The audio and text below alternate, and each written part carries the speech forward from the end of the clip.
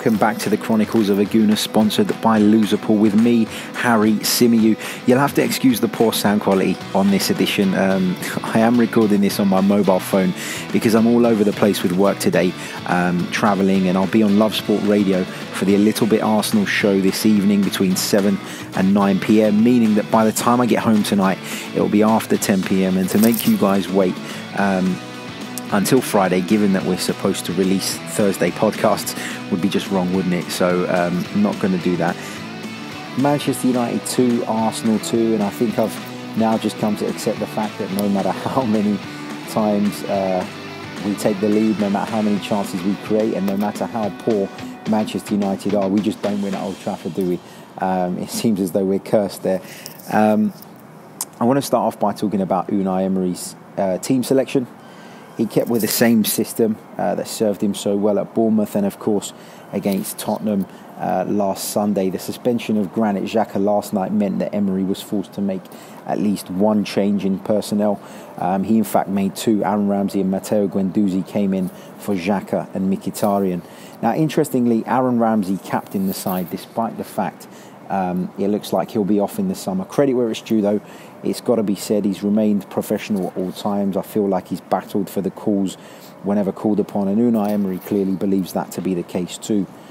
Now, the game started, and I thought United were the ones on the front foot initially. For about 15 minutes or so, they had us pinned back in our own half, with us being unable to string together even 2 or 3 passes. But despite their early dominance, they didn't really create anything of note. We maintained our shape well, restricted them to a couple of long-distance efforts only. One from Marcus Rashford that Bernd Leno held springs to mind. Now, Arsenal eventually grabbed a foothold in the game, and for approximately 15 minutes or so, I thought we were the more threatening of the two sides. Sead Kolasinac's marauding runs from left wing-back were causing the young Dalot all sorts of problems. Eventually, our pressure was rewarded when a corner came in. Mustafi wriggling free of Chris Smalling, I think it was, and heading towards goal, only for David De Gea to make a hash of it and allow the ball to cross the line somehow. Now, goal line technology had to intervene there, and Andre Mariner blew the whistle before pointing to the centre circle, much to my delight. I did wonder whether it would be given. There was a little bit of a pause there, but of course there is a little bit of a delay on the technology, so that's fair enough, as long as they get the right decision in the end, and on this occasion they did. Now, it's not often you see David De Gea make such an embarrassing error. Usually he's the one earning United points, not throwing them away. But fortunately for Mustafi, he did what he did, because to be completely free on the edge of the 6-yard box, central, and head it straight at the keeper, in my opinion, is piss poor. And had that not gone in, it would have been added to my long list of gripes with the German defender. Now, annoyingly, that lead didn't even last 5 minutes. Matteo Guendouzi dangled a leg on the edge of the box and conceded what, in my opinion, was a silly free kick.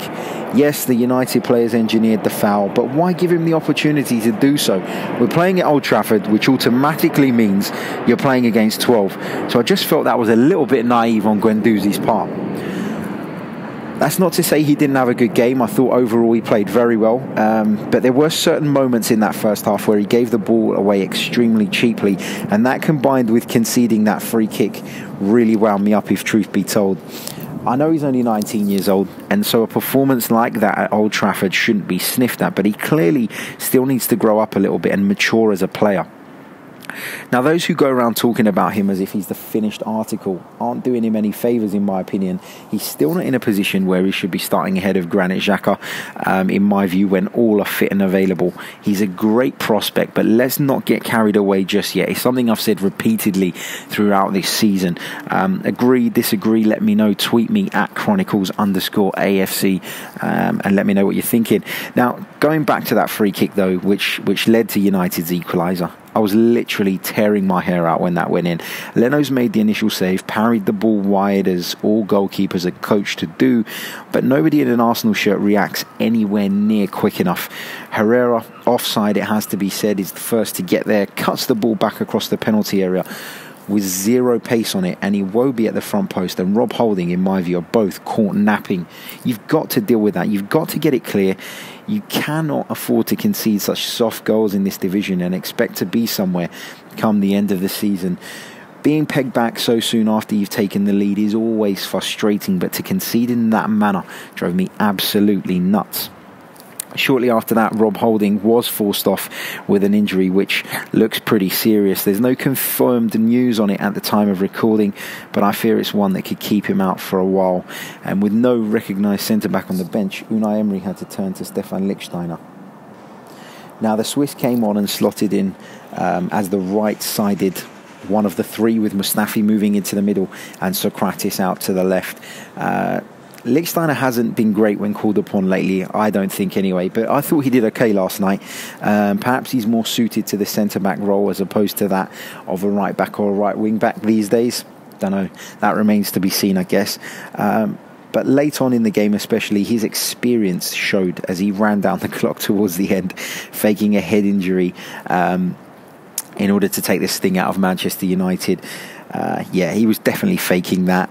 But let's be real, it's nothing that hasn't happened to us over the years, so I don't think anyone can make too much of an issue of that. Half-time came, and I couldn't help but feel disappointed more around the manner in which we conceded, as opposed to the fact that we'd gone in level at the break.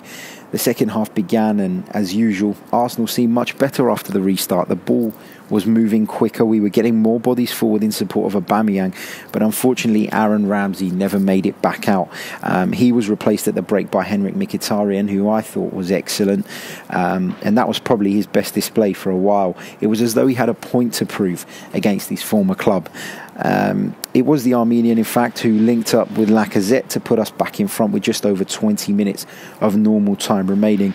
Astonishingly, that goal has been given as a Marcus Rojo own goal. Unbelievable. I mean, he's kicked the ball against Laka. So how the Premier League have come to that conclusion, I'll never know. But once again, having taken the lead, we were unable to shut up shop, this time conceding straight from the kickoff. It was a long ball from United. Socrates was ushered out of the way. Kohler got there and seemed to be waiting for Leno to come out and collect, but that hesitance just allowed Lingard to nip in and tap it past the goalkeeper. Again, it's got to be dealt with earlier. Kolasinac has got to smash that out for a throw, and he's got to put it out for a corner. Anything really, but what he actually did. Having said that, though, I think Unai Emery was right when he said Kolasinac had a good game overall in his post-match interview. You know, anytime we looked dangerous, it was through him, and that one moment shouldn't really overshadow what was a positive performance overall. I think he's been great this past two games, and he's finally starting to look somewhere close to the level of fitness required to play that position effectively. Then, of course, we missed a couple of glorious opportunities to regain the lead. First, there was the Aubameyang one where the ball came across and he looked to have done everything right. He opened his foot up and just tried to guide it into the far corner, but David De Gea was equal to it, making up for his earlier error. He just left his leg outstretched as he spread himself, and that was enough. A similar opportunity presented itself to Henrik Mkhitaryan moments later. He'd gotten in front of David De Gea, gotten to the ball ahead of him, and all he had to do was hit the target. But unfortunately, he couldn't keep it down, and it flew over the bar. Hands up if you thought when Fellaini came on he was going to score a headed winner in stoppage time. I certainly did. So I'm pleased to report that never fucking happened, and we managed to get a result. Now, Alexander Lacazette did put the ball in the net again, after heading the ball out of David De Gea's one hand. And a lot of people were shocked to see that chalked off. But there has been a rule change. I think it was a few years ago. Someone said back in 2008, I'm not sure entirely if that's correct. I haven't looked it up. But there was definitely a rule change. I remember it happening, basically outlawing that sort of thing. So Andre Marino was right to rule that out, given the rules. I think if in reflection, you know, both teams conceded shitty goals, didn't they? And will be disappointed with the manner in which we were gifting the opposition chances. I think Arsenal had the more clear-cut chances. I think that's obvious, and obviously having 55% of possession, at Old Trafford is something to be proud of. So, you know, pleased on that front. And sort of immediately after the game, if you'd have asked me how I was feeling, I'd have said very disappointed. But having slept on it my mindset's changed slightly. Sunday's derby would have taken a lot out of us. We were forced into 2 changes by half-time, limiting what the manager could do during the second half. And despite how shit United have been all season, it's still Old Trafford, isn't it? A place we've got an abysmal record at. And we remain unbeaten. We march on. I put a poll out earlier on asking our fans whether they felt that the result yesterday was a point gained, whether we'd gained a point or whether we'd come away feeling as though 2 had been dropped. And astonishingly, actually, 22% feel it was a point gained, whereas 78% feel it was as 2 points dropped. I guess that says a lot, doesn't it? So that poll is still running under my personal Twitter, actually, at Harry Symeou, if you want to check that out and register your vote, of course. A few comments underneath the poll have been coming in throughout the day. This one comes from Kev. He says, given United's lineup and the fact we led twice and then missed 2 great chances after it went to 2-2, I would say 2 points dropped, especially given the fact we threw away that second lead within seconds. Always regret it when that happens. Mazzaruni says, I voted 2 points dropped, but Emery has created incredible momentum, and if we get a January run, who knows? I still feel top 3 is a possibility. Colin Lawrence says, this is a tricky one for me. On the one hand, away to United is always a bogey for us and one of the hardest away games out of the way. On the flip side, this was the best chance we've had for ages to put them away, bar lapses in concentration again. Granted, though, we did look knackered. Kieran Gunner 93 says, unfortunately, we live in a society where it is a glass half empty mentality in most situations. Can't disagree with you there, Kieran. This one comes from Olisa the Great on Twitter. It's 1 point gained because Chelsea lost and we will meet Manchester City. It's 1 point gain because Chelsea lost and they will meet Manchester City this weekend. In the last 20 minutes we could have won, but we were exhausted physically, probably because of the North London derby. I would take a point. Charlie Lord finally says 1 point gained purely because of our previous history up there. Chelsea losing also makes it a point gained. We remain unbeaten too. A small part of me says 2 points dropped though. So I guess this is a really difficult one, isn't it? I'm actually surprised that the results are so heavy towards the 2 points dropped side of things. I would have said it's a little more difficult to say one way or the other than that.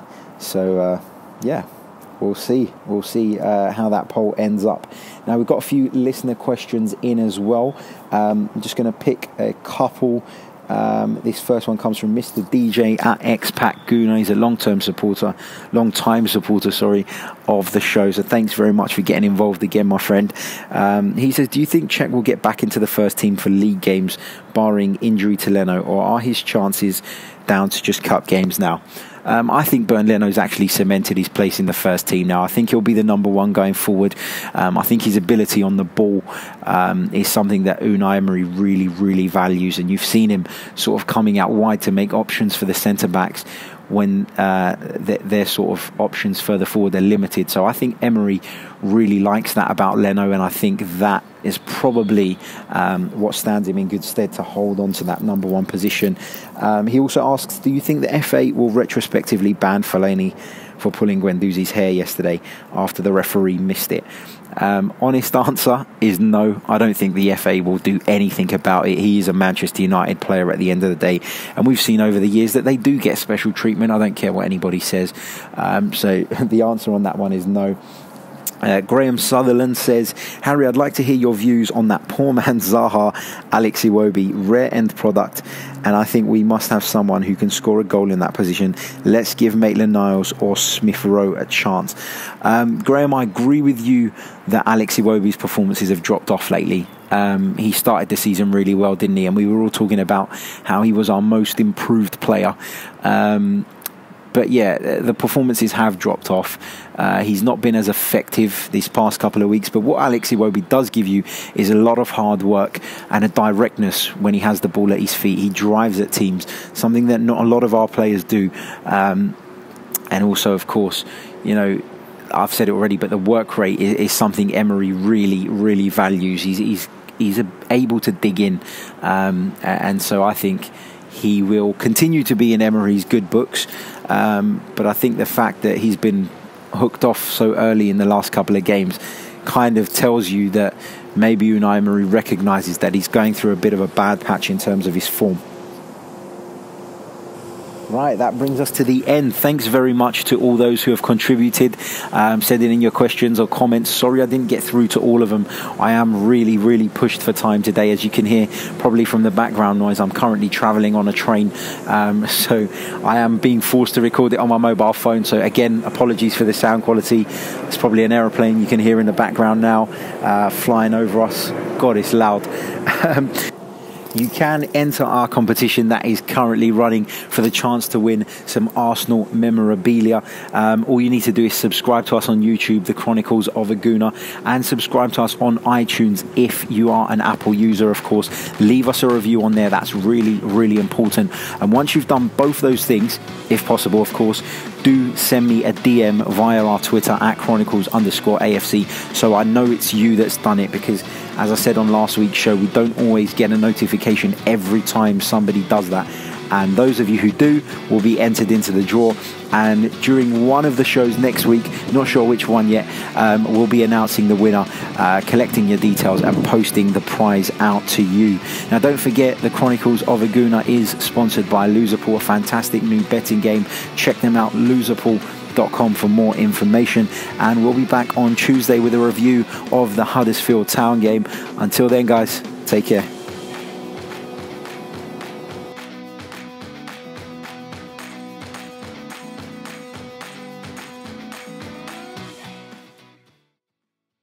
Meet our hero.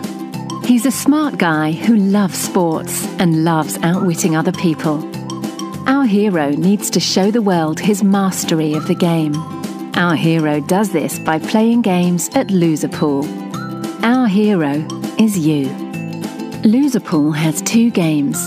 In the namesake, the games of an entire season are grouped together into weeks or rounds. After paying an entry fee, you choose one team to lose that week or round. If you're correct, you earn the right to repeat the process in the next round. But the catch is that you cannot choose a team a second time until all the teams have been chosen by you once.